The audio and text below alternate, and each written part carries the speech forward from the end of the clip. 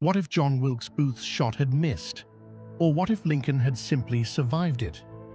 Historians have argued about this exact question for over a century, and the honest answer is more complicated and more interesting than most people assume. Here's a detail most people don't know. Some trauma physicians who've studied the wound believe Lincoln might well have survived it if he'd had access to today's medical care. The bullet, the injury, none of it was necessarily unsurvivable. It was 1865 medicine that made it fatal. So, play out the survival. The single biggest, most certain change. Andrew Johnson never becomes president. Johnson was a Southern Democrat, a man historians have widely described as far more sympathetic to the defeated Confederacy than Lincoln, and far more resistant to civil rights for freed Black Americans. That single substitution alone changed the next 4 years of American history. But here's where honest historians genuinely disagree, and it's worth hearing both sides. One camp argues Lincoln's death barely changed the outcome, because Lincoln was already at odds with the radical Republicans in Congress before his death, and would likely have faced the same clashes over Reconstruction policy that ultimately consumed Johnson's presidency. The other camp argues something different, that Lincoln's political skill, his standing as the president who won the war, and his evolving views on civil rights gave him leverage Johnson simply never had. Where Johnson governed through open warfare with Congress, Lincoln might have negotiated a Reconstruction both sides could actually live with. A quick, honest note here. An older generation of historians argued Lincoln would have been lenient toward the South, specifically because they claimed he shared many white Southerners' racial views. That interpretation came out of an era of scholarship now widely discredited, tied to myths that also downplayed the real, violent suppression of Black political participation during Reconstruction. Modern historians treat that specific claim with real skepticism. What historians do agree on: the actual 14th and 15th Amendments, guaranteeing citizenship and voting rights, emerged specifically out of the fight against Johnson's obstruction. Some scholars argue that without that specific conflict, those amendments might have looked different, arrived later, or emerged through an entirely different political process.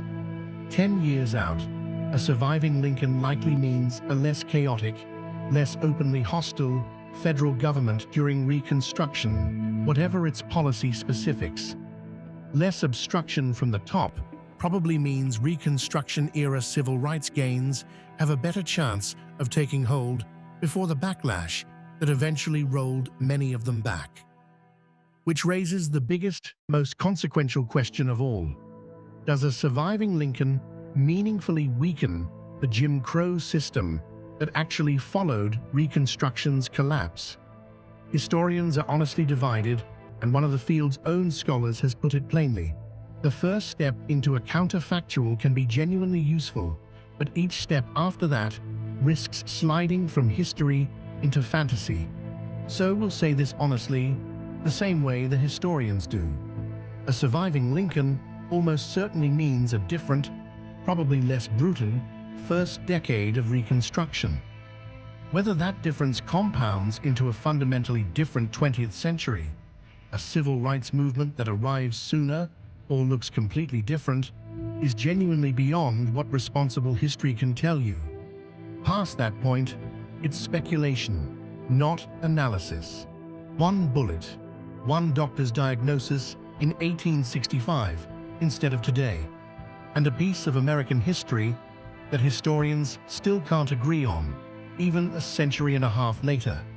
So let's take it one step further, all the way to today, but carefully. A note before we go further. Everything so far was built on real historian debate about Reconstruction's first decade. What you're about to hear isn't that. Jumping 160 years forward from one changed event is speculation, not history. and it touches real communities whose actual history deserves more than a guess. Take this as an open question, not a conclusion. Historians genuinely don't agree on whether a less obstructed Reconstruction meaningfully weakens the Jim Crow system that historically followed. If it does, even partially, the ripple effects touch nearly everything that came after: voting rights, migration patterns, where and how quickly Black economic and political power built over generations. One plausible thread: the Great Migration, the movement of millions of Black Americans out of the South in the early 20th century, was driven heavily by Jim Crow violence and economic exclusion.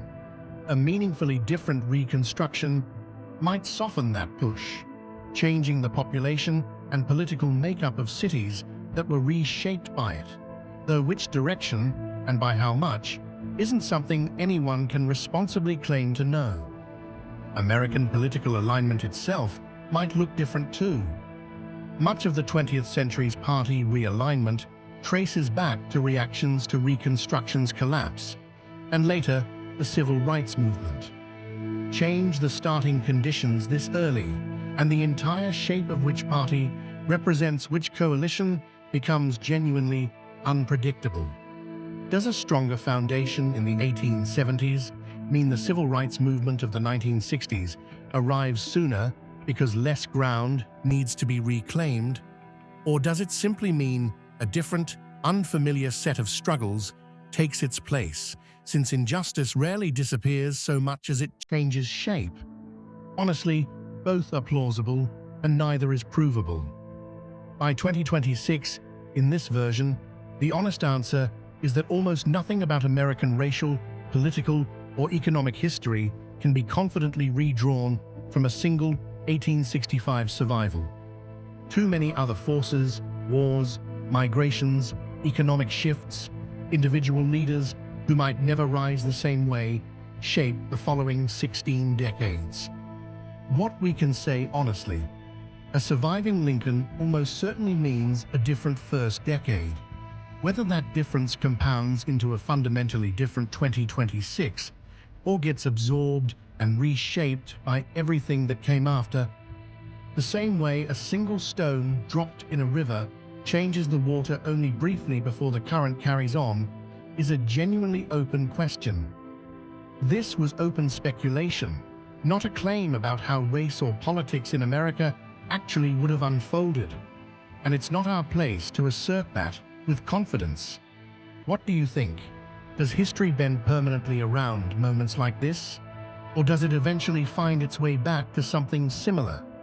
Let me know respectfully in the comments, and subscribe for the next Chronicle.